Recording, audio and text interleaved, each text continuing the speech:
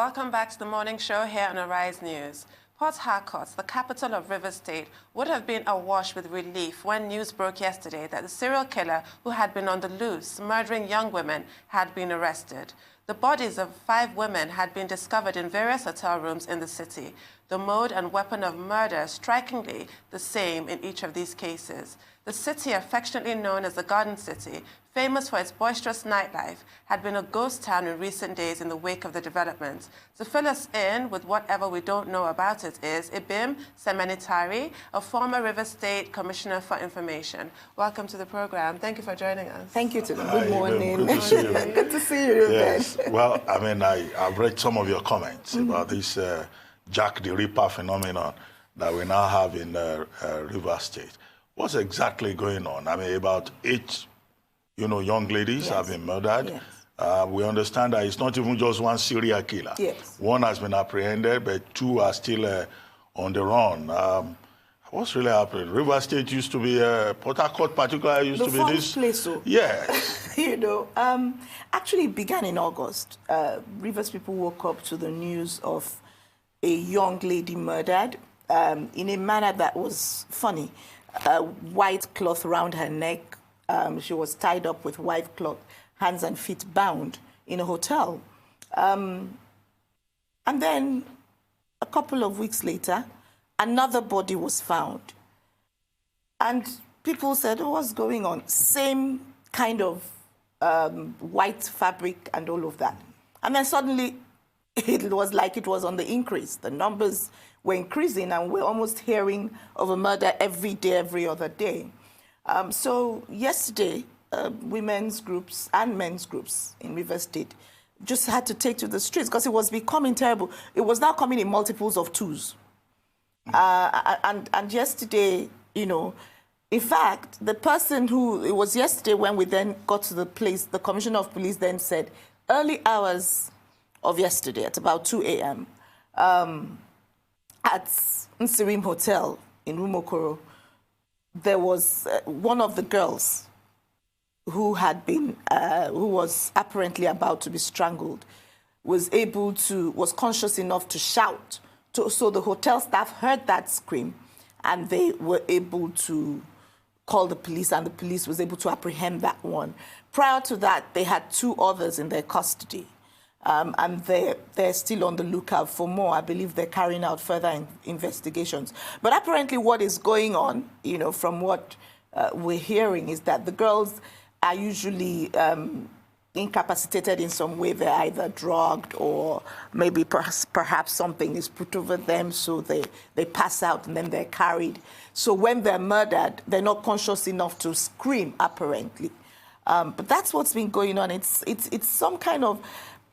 The consistent white fabric is reason to suspect that someone thinks that they would get rich or some ritual of some kind.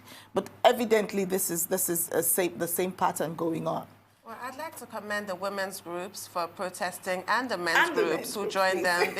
Because Benjamin Franklin rightly said, justice is never served until those who are not affected are as outraged as those who are affected. Absolutely. It's not the men being attacked this time, yet they came out to support. Absolutely. So we have to commend them. But I want to talk to you about the demands that you made, and what is your response to, what is your impression of the police response? The police have come out to say that any hotel that does not install CCTV will be shut down.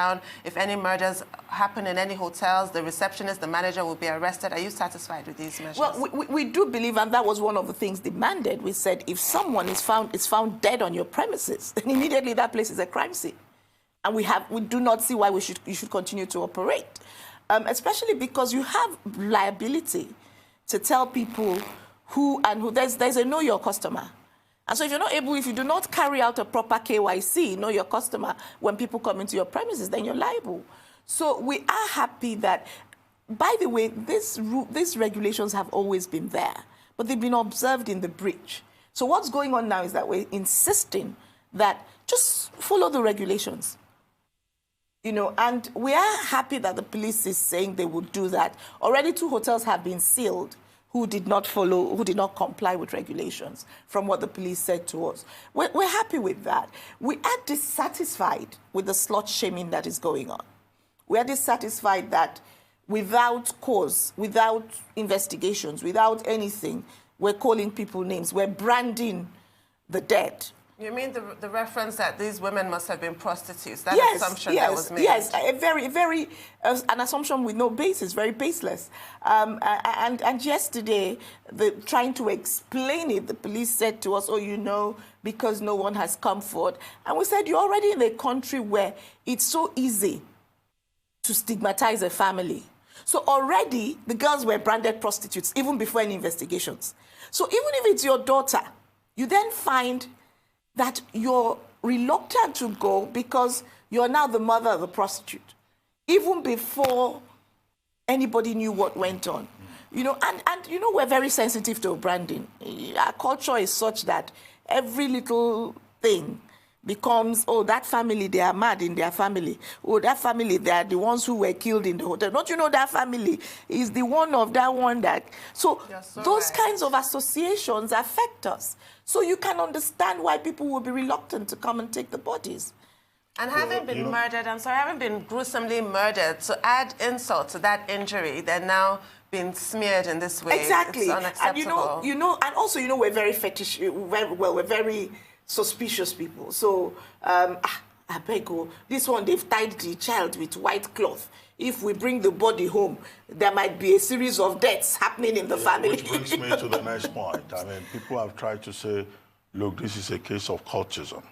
But it's also been reported that, the killers do not tamper with the body parts. Yes. In some other parts of Nigeria, when a person is killed like that, they take body parts, and then that gives you some concrete, indication that this may be a case of cultism. But in this case, is it possible that there are some other causes, some revenge kind of thing, or just some psychopaths on the loose in Port-harcourt? It could be any of these, and this is why I think that the police needs to be really deliberate and painstaking and not shut any doors. Because quite frankly, from where we're standing, we don't even have a clue what we're dealing with. We don't know if this is something, a group of people who might be starting from Port-harcourt and moving to other places. I'm told that 2 bodies were found in Owerri. Yes. Someone in Saple tells me 4 bodies were found in Saple. So you may just find that we've just started another ring of something funny. And that's why the police cannot just shut any door or think, or wave it as, oh, they're just cult boys. Because you really never know. You might actually have a psychopath on the loose. You might have someone who lost a relative and is taking revenge. You don't know what you're dealing with. Or you might have actually some people. So we don't know what it is. And that's what is so scary. But I'm surprised. I haven't heard anyone talking about, rigorous public enlightenment. Because if you're a woman, yes, you follow a man to a hotel. The assumption is that you followed the man. Well, that's what we hear. The assumption is that you followed the man. You might have been abducted. Yeah, and they might be staff of the hotel. And then I've been hearing there were 2 ladies. About short-time joints. There were 2 ladies who were murdered, who I'm told were waitresses who went to give room service. And they were murdered. After this happened, there are girls in Port-harcourt who get into a tricycle and are abducted. You could be walking on the road to go and buy your lunch, and someone puts a handkerchief over your nose. You pass out chloroform, and they carry you and put in a car. There are people who have sat in taxis and have passed out in the cabs. So quite frankly, they may not have followed anybody. They could have been abducted.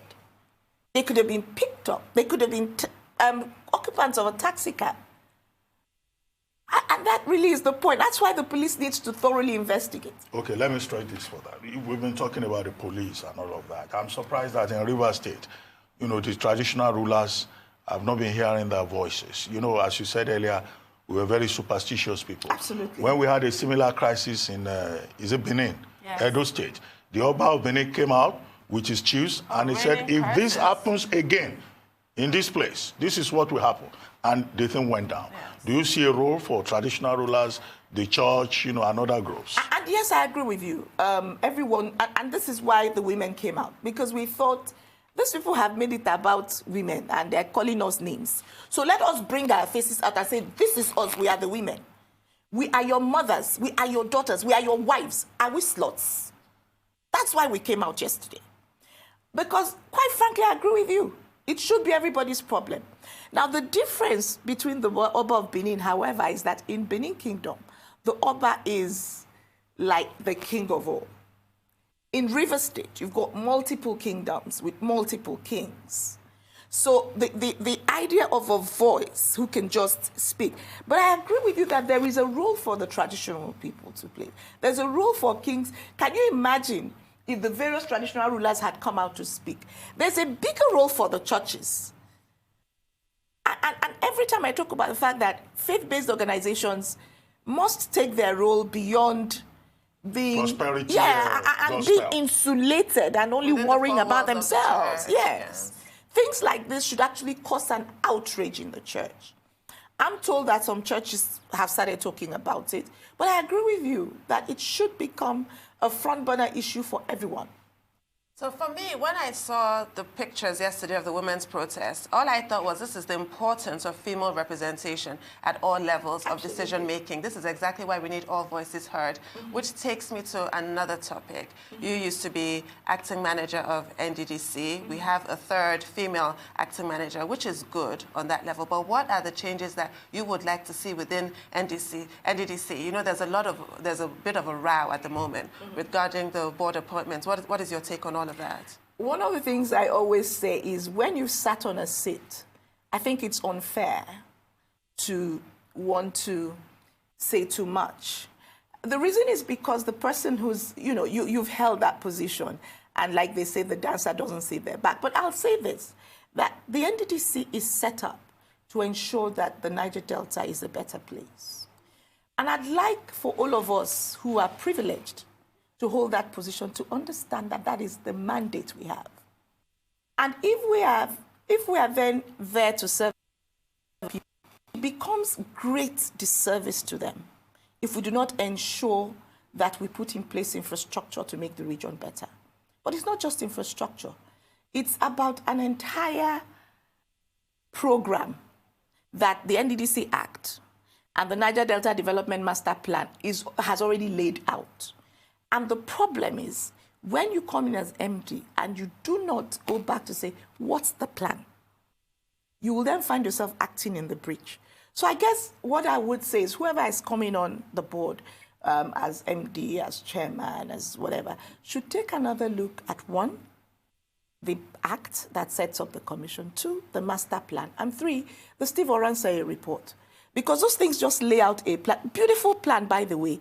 If we just tried to follow that plan, we might just find that the region would be better than we say it. No, talking about the NCDC, although we'll take a short commercial break in less than a minute or so, I would like you to comment on, the conflict between the federal government, or if you like, the presidency, and the governors of the states, who are insisting that there is politics involving the appointment of persons who have been named to the board.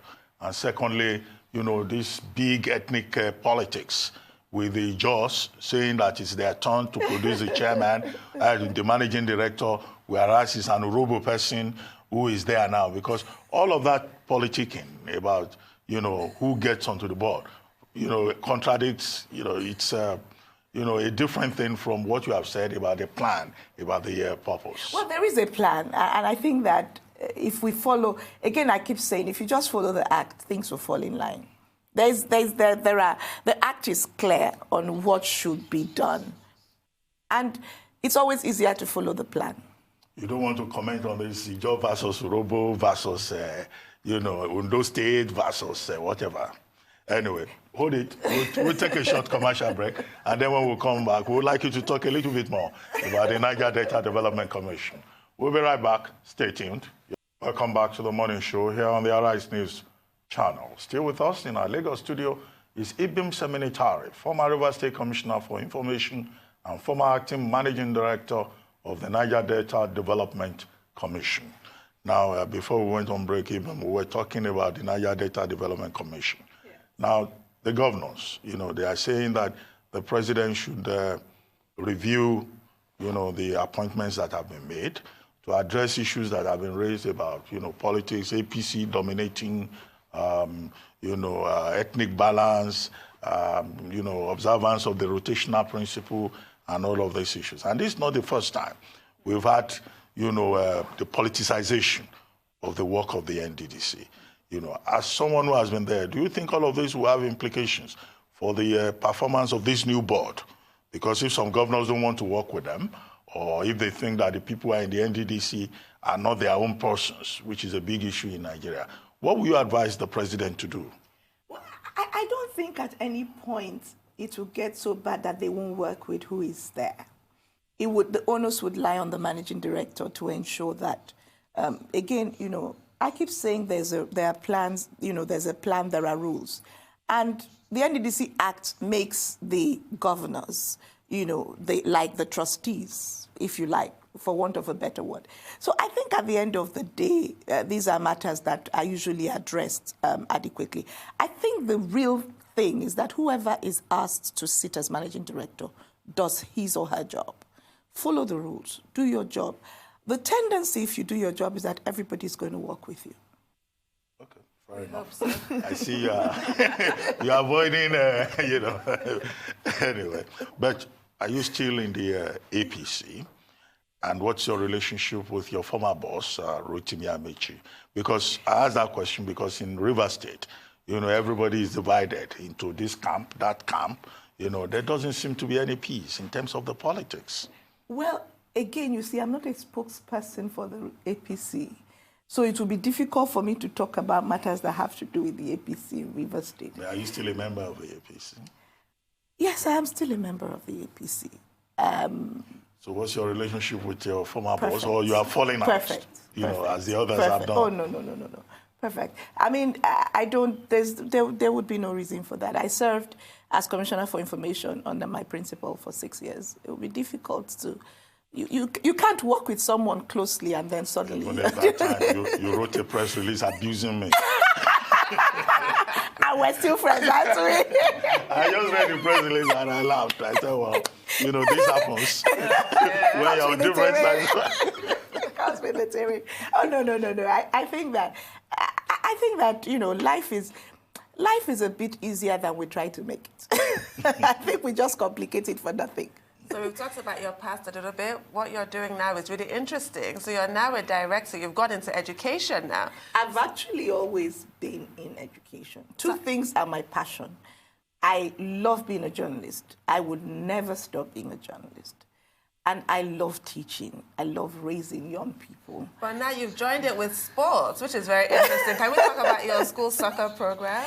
Oh, yes. Well, part of what we've done in our school, our group of schools, is that we've said that we've got to make education what it should be, which is giving every child the ability to actualize themselves in every area. I've got 4 kids. My son, out of the 4 of them, my son is a thespian. He loves music and acting and drama. He's loved that from when he was a kid. We wanted him to play football, and he hated football. And his father put him in every football program, and the boy didn't like it. But he is at home. I mean, he electrifies the stage. So he goes into college, and he's just the star. He gets on stage and he owns it. And once we allowed him do that, he blooms. And that's the point we make in our group of schools. We say, listen, every child comes with so much packed in them. And as parents, we don't understand this sometimes. We want to structure their lives along paths that suit us, not paths that suit them. So part of why we did the academy was that we found out that some of our kids were actually more interested in. And we wanted them to do what you love, but still get the grades that we want you to get. And so you can only stay on the soccer program if you have a particular GPA. But I'm really interested, what is the end goal of the soccer program? So that kids who really want to be professional football players can be. How do you facilitate that? Our technical partners are people that have access. So, we're working with some of the top coaches, in the city, FIFA-rated coaches who've got that access. So we want the kids are going to be playing in tournaments, we're going to expose them, so scouts will see them. And the idea is, we'd like them to be able to go from here, either go ahead and play professionally or go ahead and get into a college, a university, where they would be playing on the soccer team and still have their degree. But want to make sure that we give them enough to have the best of both worlds. Well, now that you are in education, what happened to your media engagement? I mean, you were a top-flight reporter and publisher and editor. I'm still in the media. You are no longer publishing. I'm still in the media. Following another dream. No. I'm actually still in the media, but let me tell you quite honestly, and it's one of these, and I'm sure if I say it, you will agree, that, when you go into government, people don't understand, but it does hit your business. Your business takes a hitting. And my business took a hit, a big hit. That's the magazine? Yes, the magazine. And you know how it is. Plus the fact that the terrain is very unfriendly for magazine journalism. So yes, I did. We came back and we tried to get back on track. And for many reasons, the hard copy was affected. We kept publishing actually until 2018 May. In 2018 May, we found that the funds were not. You would publish and the magazines, you weren't getting the right advertising and all of that. We were just going to the whole conversation of journalism the way Ruben and I knew it. And whether you're able to survive. So we're still there. This time we're just staying online. Business Eye is still online, and we're still doing our business publications. We're trying to figure out how to deal with the idea, because I still like the feel of paper.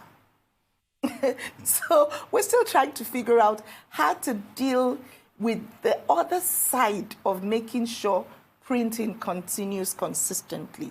But do you share the view that the biggest threat that print journalism faces is the social media? Because now everybody has become a journalist. Although some of our colleagues say, they don't agree that, you are a journalist or you are not a journalist. And I say, well, some of these people on social media, they have more followership than your standard newspaper. Yes, Ruben, I might have thought so, but this is what I say, that social media will also be the death of itself. Really? Yes, how? Because some people say it's the future. Because as we go, no. I think they're actually having their finest moments, and I'll tell you why. They're going to have to begin to comply with the rules of proper reporting. It's a cycle. We'll come back to the fact that people will get tired. Already you're finding it. Already you're finding some kind of, people are saying, you need to double check. We can't trust it. So people are coming back to the time-tested tradition of following fairness, accuracy, balance, the time-tested tradition of good journalism. So you're going to find... Objectivity, yes. So you're going to find that people are going to be going for media that actually comply with those rules. So it won't just be, yes, so, we may all move into social media, but think about it. Newsweek and Times stopped their print, they're back. Because they found that, the economy still puts out its print edition. People still want the print edition. But and then if we look at what newspapers and magazines have followership, even when you talk social media, you still find that the traditional ones who follow the process of proper, accurate journalism are the ones who have the larger followership. So invariably and eventually, the rules are going to be the rules. I'm not one of those. I do not believe that social media will take over journalism. I believe that there will be changes in structure and how we go about our practice, but I do not think that they're a threat to the profession. I just think that we need to rethink and recalibrate in terms of how we put out, the material. But I want to take you back to something you said, and I want you to talk about the sacrifice that's required of working in the public sector. Because the general perception, and you must know this, Dr. Abati, is when you get a government appointment, people think, oh, wow, it's going to all just be a bed of roses for you henceforth. And also there's this feeling, especially for journalists like yourself, that, oh, you sold out, you took the easier route. I'd like you to address that. Misconception is a huge misconception. You're telling us the story of our lives. Yes, please address that misconception, because a lot of people get the wrong idea. It's one of the things I can say is that I wish I had a fatter bank account when I left government. I'll be glad to share. I'll be glad to share my code of conduct forms before and after.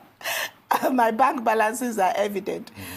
But you see, you can't, when you come from a society where people are judged by the size of their pockets, you will find that pecuniary interests appear to be uppermost on everybody's mind. So I'm sure, for instance, that Reuben must have a lot of enemies in his village because, he was, in the villa. And he didn't build houses for television people. He didn't build houses for people. But it's really, ultimately, it's about what are your own intrinsic values as a person, as a human, as an individual. And unfortunately, the first thing, I can't speak for others, but I can speak largely for journalists who practiced when I was learning. I can speak for the time frame during which I was a journalist. I still am, but when I was training.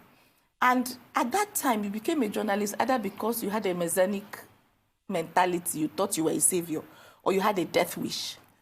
So, and if you were trained with these two in mind, you are very unlikely to be able to steal very well, because you were raised with something else at the back of your mind. When I left the university, I had the option of working in the public affairs section of the Nigerian Ajip Oil Company. I chose rather to work at the Daily Times. That already should tell you what my mindset is. And you don't really change who you are. Well, Ibim, we need to take another short break, and then Really change who you are. when we return, you can say a little bit more about values, individual values. Absolutely. We'll take another short break. We'll be right back. Stay with us. It's Ibim Semenitari. Welcome back to the morning show. Still here on the Arise News channel, and with us, of course, is still Ibim Semenitari, former acting managing director of the Niger Delta Development Commission, also former River State Commissioner for Information. Ibim, before we took that break, you were talking about public expectations, with regard to persons who take public office, and then the importance of individual values. Yes. So, like I said, Ruben, it's who you are doesn't change. And a lot might want to make you change. And perhaps that's an absolute, because there are people who perhaps change along the way. But I think your intrinsic values don't go away. So public office for some people is really about service. And that's why I said, you talked about people saying journalists have sold out. Yeah. I read some things about some of my colleagues who are in public office, and I have a good laugh because I know who they are. And I know lines they won't cross. You read some things about certain top government functionaries, and you're almost feeling sorry for the person because you know that some of those things are not the fact of the people's lives. But you see, when you're in public office, you do understand that everybody's going to throw something at you. And you must realize that you opted to serve, so you put yourself out there. So when they throw it, you clean, you dust, you go ahead and do your work. Let me ask you a personal question. If you were invited to be a spokesperson at any level again, will you take the job? And I ask because, I've been spokesperson myself, and I know that it's a very difficult job. The politicians take the decisions, they make the mistakes, but the person who gets whipped, who gets attacked, is the spokesperson. And you explain to them that, look, I'm just a mouthpiece. I'm just a vuvuzela. But nobody believes you. They will say, no, why did you say it? What has been your experience? Will you do such a job again, if offered?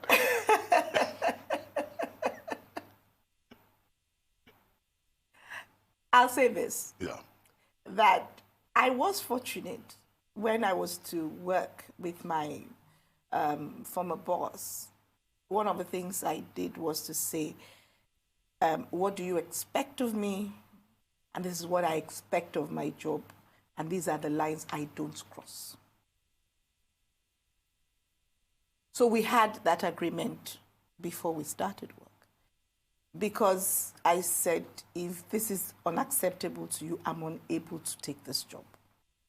And I think that that's always a good place to start, to clearly state what is possible and what is not possible, and to be willing to say, okay, sorry, at this point now, our relationship can no longer continue because we have, on this fundamental matter, we are no longer in sync.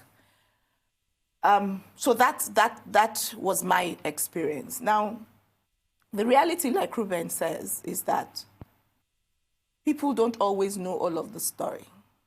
The only person who has all of the story is the person sitting in that position. Will I be willing to take that job? It's really going to depend on a lot of things. I would answer, if I was to answer straight away, I would say, oh, no. But here's the thing. It would depend on who is offering the job. Not necessarily the status of the person, but the person, his principles or her principles, and whether they agree with mine. That would be a critical decider for me. It would depend on if the person is willing. Coming away with certain experiences, indeed, even more than before, there are things I will insist on. Again, one of the things I believe is that if you're a spokesperson, make it clear to whoever your principal is that on matters you don't have total disclosure, you will not speak. And if the person doesn't agree, when it gets to that, and sometimes you tell the person, you see, on this matter, I don't have all the details, I can't talk about it.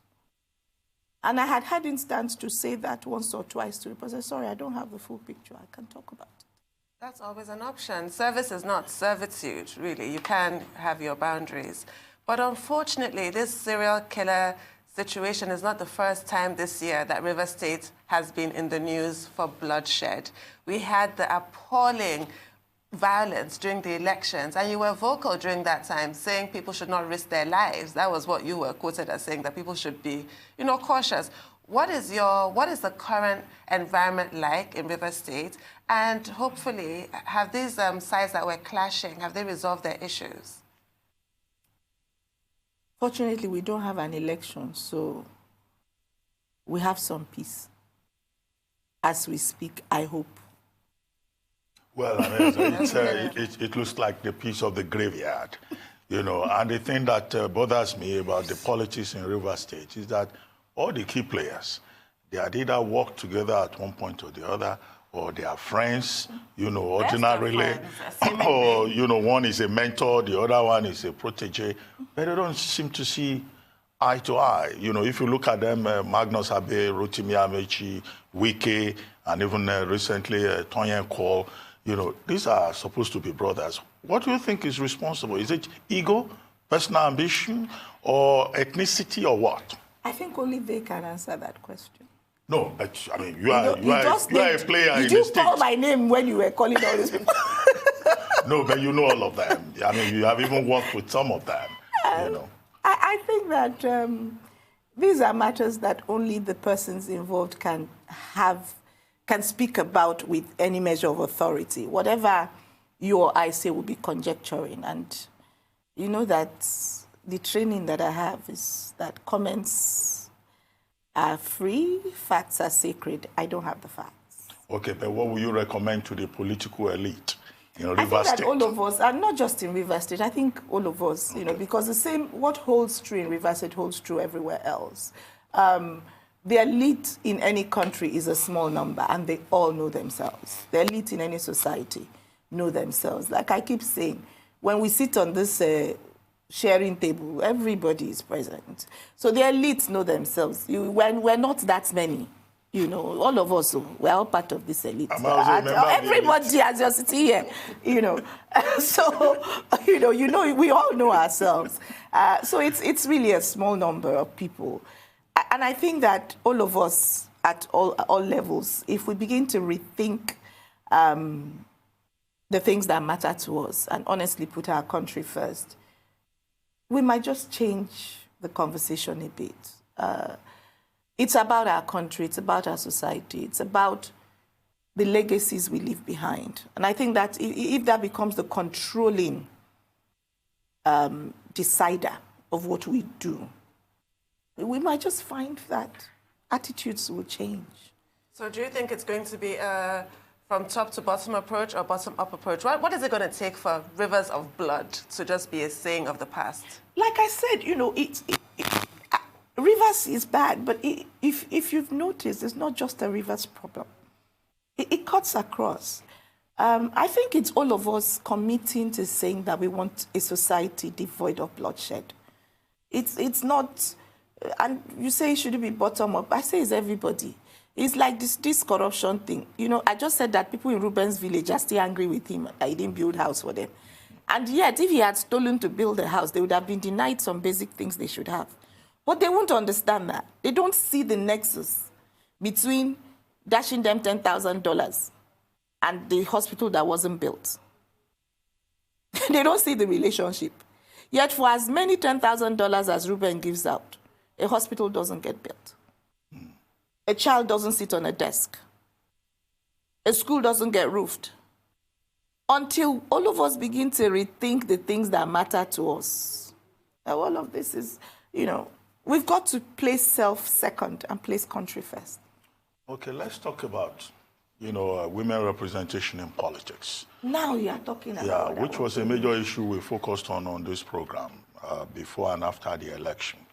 And we observed that, yes, despite the fact that there was an increase in the number of women showing interest in politics, at the end of the day, the percentage even went down. Yes. Either in terms of, appointments or elective positions. Yeah. What do you think we can do to address this, considering that women constitute about 50%, of the Nigerian population, and we have quite a number of very powerful, educated, bright women, who can also make a difference? How do we open the door? How do we break that ceiling?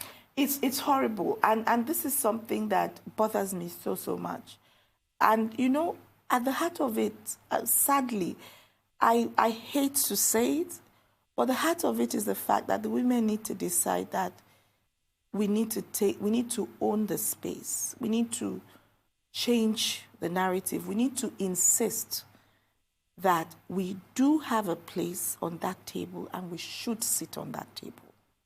Now, what is going on is that we're not doing that. We've not galvanized our strength and deployed it for ourselves. And whether it is schisms or stupid rivalry that is brought in from strange places, you'll find that women are not even pushing themselves forward. Women who can be elected are not getting there because somebody is deciding that I don't like this woman's face. I don't want this one. I don't like that one. And the funny thing, sadly, it's not the men. Really? Sadly, it's not the men. That is the truth. Sadly. Yes. If it were the men, then we would be able to go at them, But it's not the men. It's Ruben. Ruben is chairman of John James' party. And Ruben's wife is chairman of John James' party in the House. Tudun wants to run as local government chairman. Everybody thinks Tudun has capacity. But Ruben's wife in the House is threatened by the fact that Tudun has capacity. So she takes a look at Tudun and says, Ruben comes soon. And every day says, I heard you want to make that Tudun. So there's the other room dimension to gender balance in Nigerian politics. That is so true. I mean, that's one side. Okay. Then Ibim is threatened that, Sydney, I've been in this party for 50 years. And Ibim is an old party member, but doesn't have Tudun's capacity. So Ibim says, so she will now come, just now, and see she's so brilliant when she speaks. No. So Ibim teams up with Ben's wife and with other people. Say, where did she join the party? That is exactly so right. Ibim doesn't bother anymore about the fact that Tudun, being so brilliant, would actually speak and be there for thank her. you. There's a special place in hell for women who don't help other women. Madeline Albright. Thank you so much for that.